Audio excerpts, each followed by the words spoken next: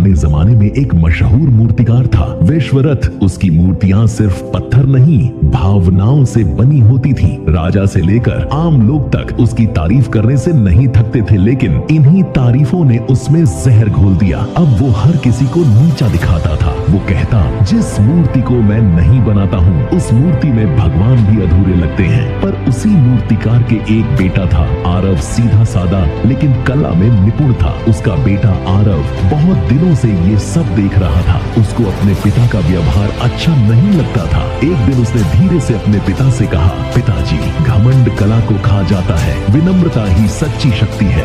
ये सब सुनकर विश्वरथ का चेहरा तमतमा उठा। घमंड पर चोट बर्दाश्त न हुई। वो चिल्लाया, मुझे ज्ञान मत दे, मुझे घमंड है। अपनी कला पर तुझे मेरा घमंड अच्छा नहीं लगता है तो जा, निकल जा मेरे घर से। और उसी पल उसने आरव को घर से निकाल दिया। लेकिन उस रात आरव ने एक कसम खाई, वे अपने पिता से अच्छा मूर्तिकार बनेगा और अपने पिता के घमंड को चूर चूर कर देगा। साल बीतते गए। विश्वरथ को लगने लगा कि उसका बेटा हार गया। राज्य में अब एक बड़ी प्रतियोगिता होने वाली थी। राज्य का सबसे महान मूर्तिकार कौन बनेगा? विश्वरथ फिर से अपने पुराने तेवर में था और सोच रहा था, ये प्रतियोगिता मैं ही जीतूंगा। प्रतियोगिता का दिन आया। हर मूर्तिकार ने एक से एक और अद्भुत मूर्ति बनाए थे। हर मूर्ति पर पर्दा था और नाम गुप्त। राजा एक एक मूर्ति देखता गया। सभी मूर्ति अद्भुत थी, लेकिन फिर राजा का नजर एक मूर्ति पर पड़ी। एक माँ जो अपने बेटे को गले से लगाकर रो रही थी। बेटा जिसकी पीठ पर घर की राख थी, पर चेहरे पर जीत की मुस्कान थी।